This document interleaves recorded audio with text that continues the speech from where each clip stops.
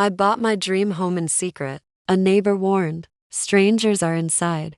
I checked the cameras. It was my brother Daniel's family celebrating. That's when I dialed the police. My name is Evelyn Hayes. I'm 29. And if you think you know how this ends, stay tuned. What happens when the keys you've worked your whole life for are stolen before you even touch the door? The camera feed flickered on my phone. Balloons, laughter, plates clinking. My brother Daniel's kids running across my polished hardwood floors. My sister-in-law Victoria holding a glass of wine like she owned the place. And my brother Daniel standing tall in the middle of it all, grinning, giving a toast as if this house was his kingdom. My kingdom. The house had been my silent obsession for years. The one with ivy curling over white stone. The one perched just outside the city with the lake shimmering at sunset. I had worked double shifts, sold my car, lived off ramen for months just to scrape the down payment together. No one knew I closed the deal. Not even my parents, especially not my brother Daniel. And yet there they were, celebrating inside, as if my sacrifices, my secrecy meant nothing. My chest tightened as the laughter on the feed grew louder. My neighbor hadn't exaggerated. They weren't just inside. They had invaded, settled, claimed. I pressed call on the police line with shaking hands, my voice steady, only out of fury. Yes, this is Evelyn Hayes. I own a home on Lakeshore Drive. There are intruders inside.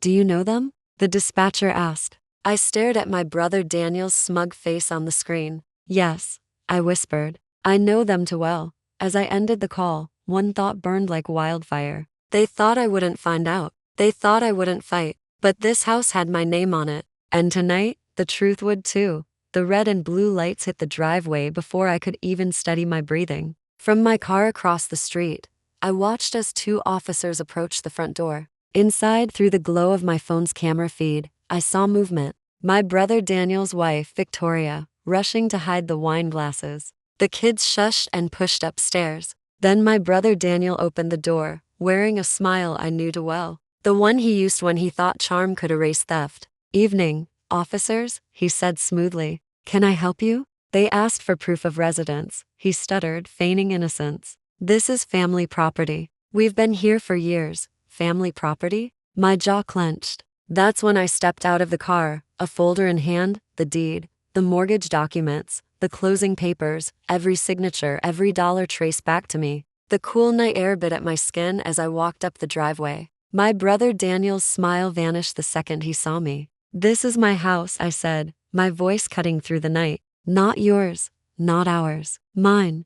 The officers glanced between us. One took the folder, flipping through the certified documents. The other turned to my brother Daniel. Sir, unless you can show proof, you'll need to leave. For the first time, I saw fear flicker across his face. His hand tightened on the door frame, knuckles white. My sister-in-law Victoria appeared behind him, her voice shrill. This is ridiculous. She's lying. But the paperwork was undeniable. The officer handed it back to me with a nod. Ma'am, you're the legal owner. Do you want them trespassed? My brother Daniel's eyes locked on mine, daring me to humiliate him in front of his family, the neighbors, the law. My chest ached, but my resolve hardened. Yes, I said, trespass them, and just like that, the house that had been filled with their laughter fell silent, emptied under the weight of truth. But as their car pulled away, I knew this was only the beginning. Because thieves don't just surrender, they plot. And my brother Daniel had just lost his crown.by morning. The fallout had already begun.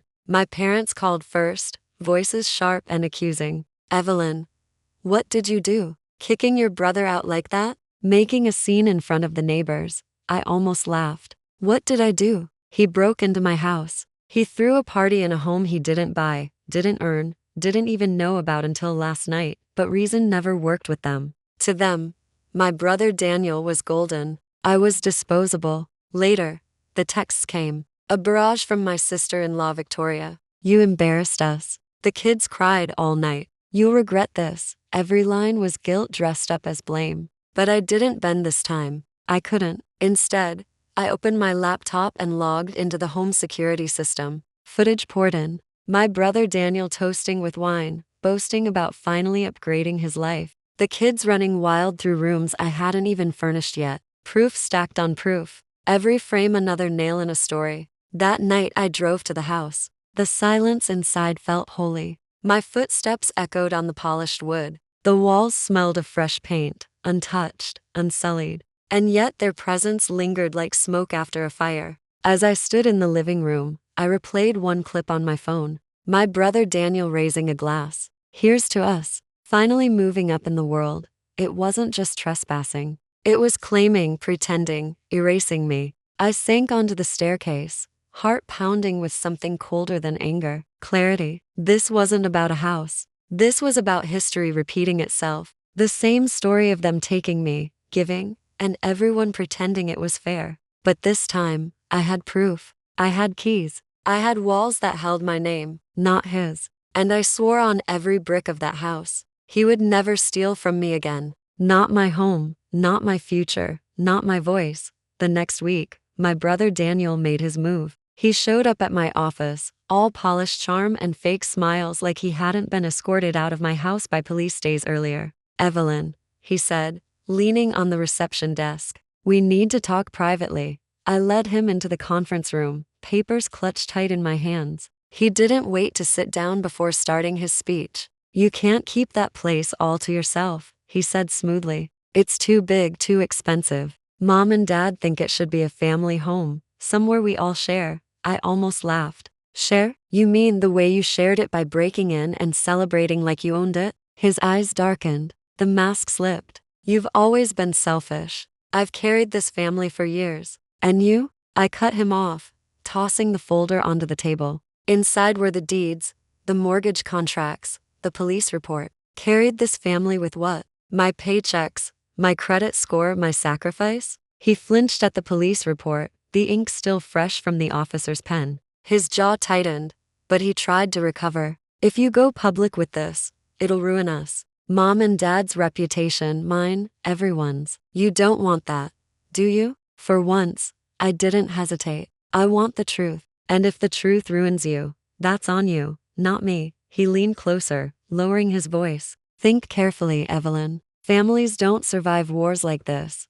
I met his gaze without blinking. Then maybe ours isn't meant to survive. Silence stretched between us, heavy and sharp. He gathered the papers, shoved them back across the table, and stormed out, slamming the door so hard the glass rattled. I sat there, chest heaving, a realization sinking deeper than ever. This wasn't just about a house. This was about rewriting the roles they had forced on me since childhood. And for the first time, I was no longer the background character in my own story. I was the author, and my pen had just drawn the first real line. The whispers spread faster than wildfire. By Friday, my aunt called, her voice sharp with judgment. Evelyn, how could you drag your own brother into police business? He told us you bought that house with his money. He says you're hiding it to cheat the family. I closed my eyes, pressing my fingers against my temples. Lies spun so easily from his lips, swallowed whole by relatives desperate to keep him golden. That house, I said evenly, was bought with my savings,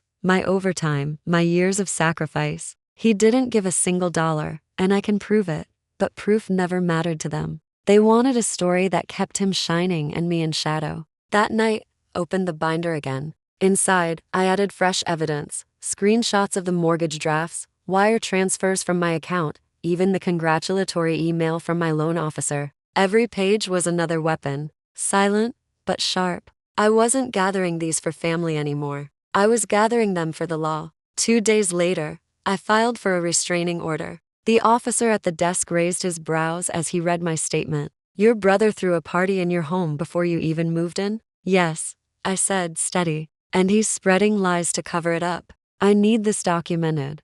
Walking out of the precinct, the sunlight felt different. Not warmer, not softer, but stronger, like it was cutting through the haze of years where my family's voices drowned out my own. That evening, my phone buzzed again. This time, a text from my brother Daniel. If you don't drop this, you'll regret it. I stared at the screen, pulse calm. He thought threats would scare me. He thought fear would pull me back into silence. But fear was no longer my language. The truth was, and soon his lies would collapse under the weight of it. Because this wasn't just a home. It was a line drawn in stone between the life he tried to steal and the life I was finally claiming as mine. The restraining order changed everything. For the first time, I slept through the night without waking to phantom footsteps or imagined knocks on the door. The house was mine, fully mine, and the silence that once felt heavy now wrapped around me like armor. But my brother Daniel didn't disappear. He shifted tactics. Posts appeared online.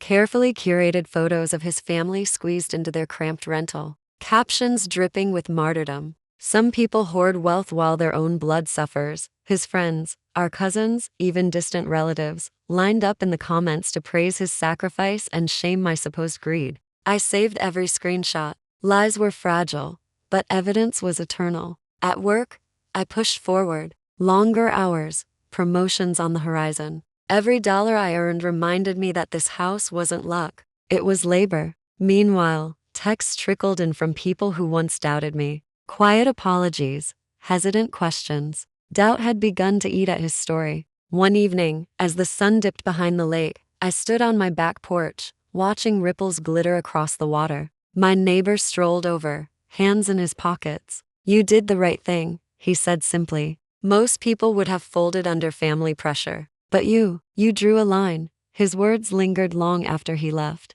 A line? Yes. That's what this house was. Not just walls and a roof, but a declaration. I would no longer be erased, diminished, or stolen from. Later that night, another message buzzed in. This time from my father. "Your brother Daniel is hurting. Can you just give him a share? For peace."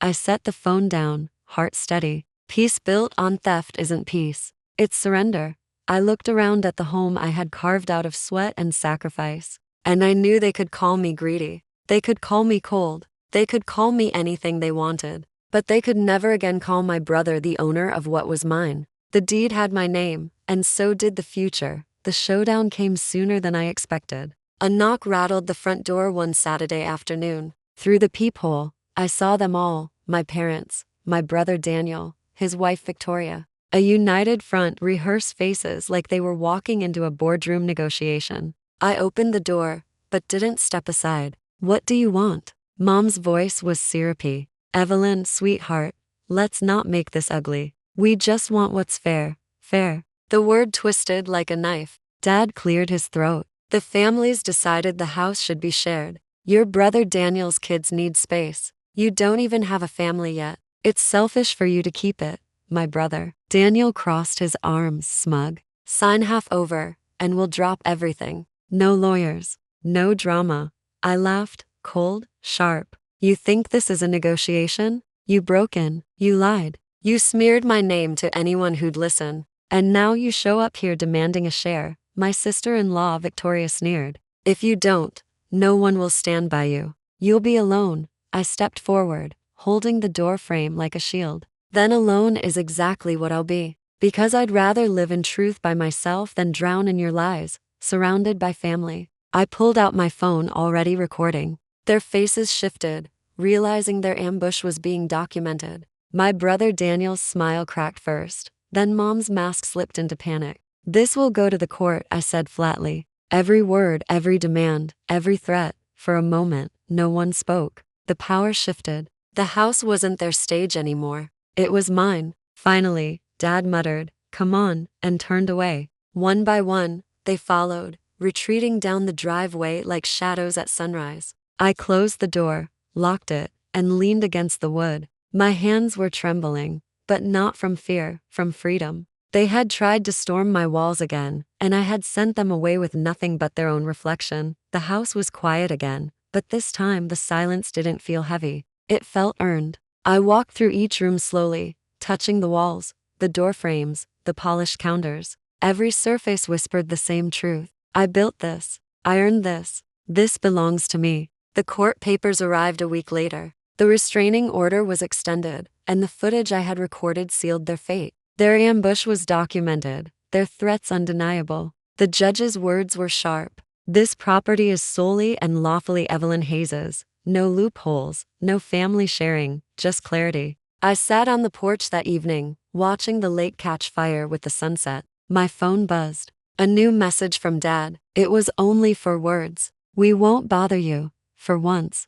I believed him. But the victory wasn't about forcing their silence. It was about finding my own. I lit a candle in the living room, placed it on the mantel, and let its glow dance across the walls. For years, I had been the daughter who gave, the sister who yielded, the one who bent until I nearly broke. Not anymore. This house wasn't just a dream home. It was my declaration, a line in stone that no one could cross again. The neighbors still wave when I pull into the driveway. Some whisper about the scandal, others admire the courage. None of it matters. What matters is the key that rests heavy and certain in my palm. Proof that no one, not even family, can steal what I fought to claim. I turned off the camera feed that night, not because I feared intruders, but because I finally felt safe. They had tried to turn my sanctuary into their playground, but I had written them out of my story. And in the stillness of my home, I finally felt what they could never give me: peace.